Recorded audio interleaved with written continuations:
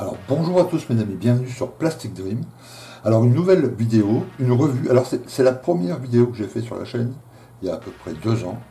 Mais je l'avais tournée avec un téléphone, enfin la qualité était vraiment pas terrible. C'était une de mes premières vidéos, la première même je crois, sur le matériel à acheter quand on est débutant. Ok. Donc là au bout de 2 ans, bon avec une caméra un peu plus sympa, avec un peu plus l'habitude des montages, etc. Je refais cette vidéo, parce que je pense qu'elle est utile pour les débutants. C'est une des vidéos qui était les plus vues sur ma chaîne.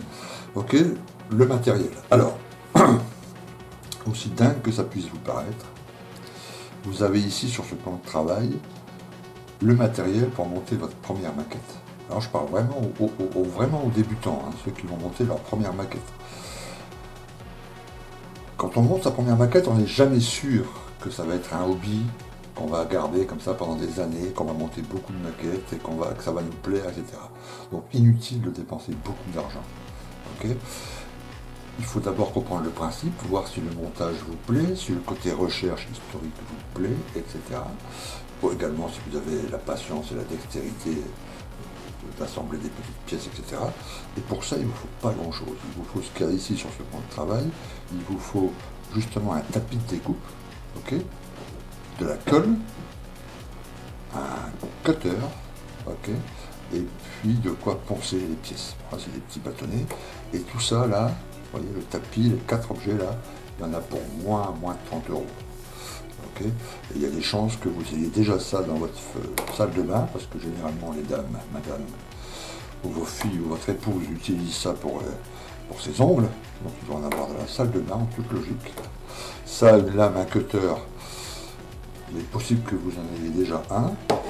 Voilà, alors, une colle spéciale plastique, et puis un tapis de découpe, c'est le seul truc que vous risquez d'acheter.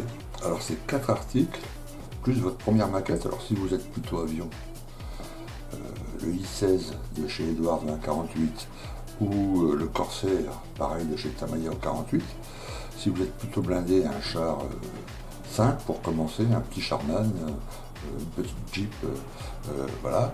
Si vous êtes plutôt voiture, une voiture plutôt simple. Prenez pas une voiture avec beaucoup de décales à la fin, ou une grosse voiture de sport avec une voiture très très simple, le plus simple que vous pouvez, ok, dans une marque confiance, je dirais, genre Tamiya. Voilà, si vous êtes moto, ben, il y a aussi des motos très très simples, mais je n'y connais pas grand chose en fait en moto, moi je prends plutôt des blindés et des avions. Donc si vous êtes très moto, par exemple, commencez par une voiture, voir déjà si ça vous plaît, le côté collage, le côté assemblage, le côté, voilà, tout ça. Et ça, plus votre première boîte, ça y est, vous faites votre première maquette, vous n'êtes même pas obligé de peindre votre première maquette. Ce qui est très important, c'est de comprendre le ponçage, par exemple. Voilà. La technique du ponçage, la technique du collage, utiliser de la colle avec parcimonie. Quand vous aurez monté votre première maquette avec ces 3 petites choses, plutôt, enfin le tapis plus les 3. Voilà. Là, déjà, vous verrez si vous avez envie d'aller plus loin, monter une deuxième. Si vous avez envie d'attaquer la peinture, évidemment, etc. Et puis après, tout le matériel qu'on peut acheter après, ça tourne autour de ces 3 trucs-là. Couper, poncer, coller. Voilà. Et puis la peinture, évidemment. Donc on peut acheter après plusieurs cutters avec des lames différentes qui vont faire chacun un travail différent. Okay.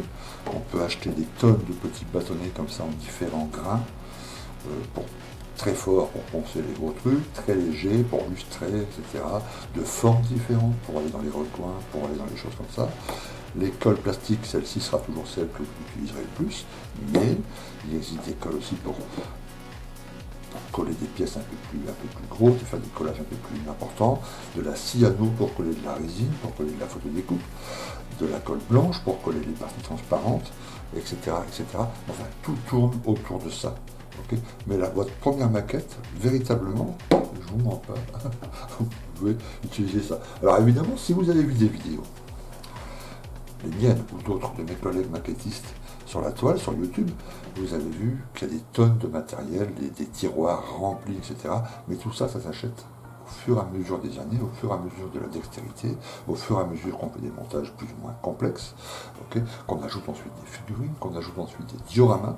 Là, vous aurez besoin d'un peu plus d'outils, mais votre première maquette, faites-moi confiance, simplement ça, et si ça vous plaît, eh ben, montage d'après, en même temps que vous commanderez votre deuxième boîte, vous commanderez peut-être un peu plus de bâtonnets pour ponçage, un peu de colle blanche pour la vitrine ou les parties vitrées, voilà, etc., etc., etc. Et petit à petit, vous verrez que voilà, vous aurez autant de matériel que les gars que vous voyez en vidéo. Okay. Donc ça c'est pour le matériel vraiment, vraiment simple. Alors le magasin que je vous conseille pour commander vos matériels de base comme ça, c'est Oops Model. C'est les moins chers, ils vous livrent 2-3 jours après. Voilà, vous pouvez payer par PayPal, par carte bleue, etc. Donc allez sur Oops Model, vous ne prenez pas la tête avec d'autres magasins. Pardon. Et prenez alors en colle, c'est vraiment la Tamiya Extra Fluide que je vous conseille. Okay, elle est top, elle marche par capillarité, c'est-à-dire que vous mettez deux petites pièces, vous les collez, enfin vous les pressez entre elles, vous passez un petit peu de colle entre les deux, entre la surface qui doit être collée. La colle est tellement fluide, tellement fine, qu'elle va rentrer à l'intérieur, même si vous le serrez, elle va rentrer à l'intérieur du joint et ça va le coller parfaitement. Okay, le ponçage, vous avez tout un choix de petites choses comme ça, pareil sur Oops Model. Okay, si vous n'en trouvez pas dans la pharmacie ou si vous êtes célibataire, s'il n'y a pas de dame à la maison, voilà. Donc vous trouverez ça sur Oops Model. Ça pareil sur Oops Model, le petit cutter Excel, je l'ai payé, c'est 2 € avec 5-6 lames. Okay, et on change de lame régulièrement, à peu près une fois, un peu plus d'une fois par maquette, ça dépend de votre rythme. Dès que ça coupe plus, eh ben, on met une nouvelle lame. Okay, et le tapis de découpe, j'ai trouvé ça moi au Géant des Beaux-Arts, j'habite Paris, donc il y a des tas de magasins, Rougier et Play, etc. Mais ils en vendent aussi sur Oops Model pour quelques euros. Un petit, enfin un 4, tu vois, ça suffit pour démarrer. Voilà. Un plan de travail bien éclairé, une chaise avec le dos bien droit.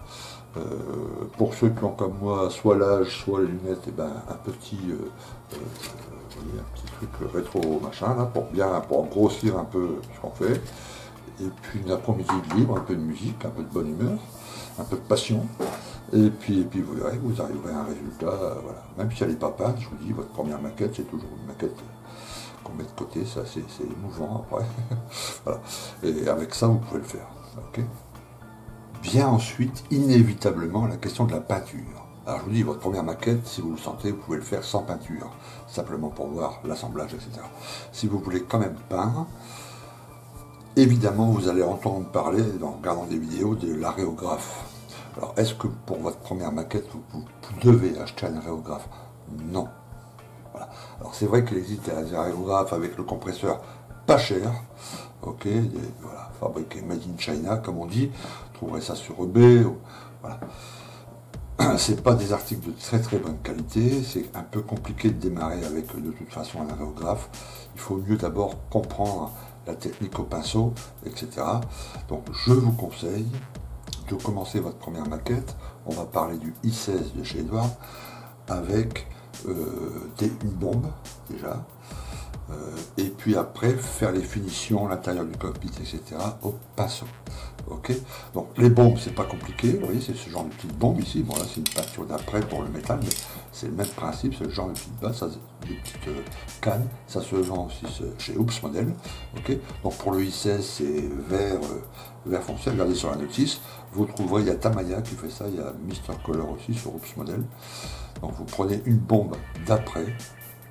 Ça c'est Tamiya qui fait ça, il y en a d'autres marques aussi, moi j'ai utilisé que la Tamiya, alors je peux vous conseiller que la Tamiya. Alors pour ceux qui commencent, c'est la première fois que vous voyez une de mes vidéos, sachez que je suis ch'ti, et moi j'ai l'habitude de dire Tamiya, donc je veux dire beaucoup de Tamiya, mais la vraie marque, le vrai nom c'est Tamiya, évidemment. Voilà. Ceci dit, Tamiya, l'après Tamiya est pas mal. Ok, donc on va à l'extérieur, dehors, dans le jardin, sur le balcon. Ok, on prend la maquette d'une main avec un gant et puis on passe des pulvérisations comme ça sur la maquette pour mettre de l'après. Une fois que l'après est bien sec, évidemment, on passe la même bombe de couleur sur là aux endroits où il faut. Là encore, il faut regarder la notice. Ok, voilà. Pour l'intérieur du cockpit, les petits détails, vous savez, les petites lumières rouges sur les côtés, sur le i16, il y a une petite bande aussi sur le tout, au pinceau. Là, je vous conseille la peinture Valero. Là aussi, sur le site Oops Model. Voilà, vous la recevrez soit, alors si vous achetez dans notre magasin, Prince Auguste et Valero, c'est la même chose. Hein. Prince Auguste, c'est le nom en France, l'importateur français. Et Valero, c'est la maison mère. Voilà. Donc sur Oops Model, vous aurez les bouteilles Valero. Donc vous regardez sur votre notice de la maquette que vous avez, puis vous commandez ce que vous avez besoin. Ok, en tout cas les trucs de base, un noir, un blanc, un jaune, un vert, un rouge. Et puis ensuite, voilà, c'est des petits pots qui coûtent, bon, je crois que c'est 2 euros, un truc comme ça, vous voyez. Et puis avec un pot, vous y allez, vous avez de quoi faire des dizaines, voire des centaines de maquettes. Hein. Ok, pour les petites retouches en tout cas. Voilà. Et puis il existe aussi la marque AK, il existe la marque MIG. Voilà, ce sont des petites peintures comme ça qui se passent au pinceau, qui se diluent à l'eau, okay, sur une petite palette. Un petit jeu de pinceaux, vous voyez, des brosses, des pinceaux fins, des brosses un peu plus grosses, etc. Un petit verre avec de l'eau propre, un petit verre pour l'eau sale. Et puis voilà. Vous regarderez sur le dessus de la vidéo, là, juste en haut. Je mets des tutos, j'ai fait un tuto sur la peinture au pinceau, ok. Alors après on peut la faire sans les bombes, hein. Qu'une bombe d'après au moins, moi je pense qu'il faut mettre une couche d'après, une fois que la maquette est terminée. Voilà, on protège ça, regardez les vidéos de montage pour savoir comment on fait, mais on protège l'intérieur du cockpit, par exemple les puits de train, ok. On pose sa maquette, on l'attache avec, soit on la tient avec un gant, soit on la met sur ce qu'on appelle un jig. Enfin, tu vois, on la tient dans la main pour ne pas en mettre partout. On passe un coup d'après à la bombe. Une fois que c'est bien sec, on peut y aller au pinceau avec ce genre de peinture bien diluée. Regardez ma vidéo, je vous mets encore le lien là-haut. Et puis vous aurez déjà une bonne approche de comment faire votre première maquette au pinceau. Voilà. Ceci dit, si vous voulez quand même la faire à l'aréographe, parce que vous avez un peu de finance, parce que vous allez récupérer un aréographe, parce que vous avez un aréographe vraiment très cher. Donc là, c'est des peintures un peu plus, je dirais pas sophistiquées, mais enfin d'une autre gamme. Alors il y a les premières, c'est les Tamiya. Alors je vous en montre un pot ou deux. Il y a deux marques sur le marché. Il y a la Tamiya pour débutants, hein, je vous parle. La Tamiya et la Mister Hobbycolor. Alors voilà le Mister Hobbycolor. Les Tamiya, c'est les mêmes pots pratiquement, les mêmes contenants. Il faut voilà. Là ici. Voilà. C'est ce genre de petit pot, des contenants de 10 ml. Donc vous trouverez ça aussi sur le site Oops Model. Elle se dilue. Alors vous pouvez acheter en même temps ça. C'est un timer, un diluant, okay, qui se mélange très bien. Si jamais vous ne trouvez pas, vous pouvez mélanger avec un peu d'alcool. Okay, l'alcool à 90 de pharmacie. Okay. Voilà, vous faites un mélange à peu près 50-50. Okay. Là aussi, vous protégez bien votre plan de travail, vous protégez les mains, et puis voilà, vous pouvez commencer votre première pulvérisation, même si je vous conseille évidemment de la faire à la première au pinceau, parce que quand on commence au pinceau, on a une meilleure approche de la peinture et comment il faut que la surface soit, etc., les effets d'éclairage, après tout ça. Je trouve que ça va mieux. Mais bon, si vous voulez commencer l'aérographe, commencez avec ce style de peinture. Vous verrez après qu'il y a des tas d'autres peintures, des peintures lac, des peintures voilà, où on fait des dilutions avec des produits spéciaux pour qu'elles soient, où on dilue plus ou moins pour que la peinture soit plus ou moins transparente, pour faire des effets d'éclairage, etc. Ça vient après. Faites d'abord des aplats, ok. Donc là pour le I16, regardez bien la notice, prenez les couleurs qu'il faut, et puis voilà.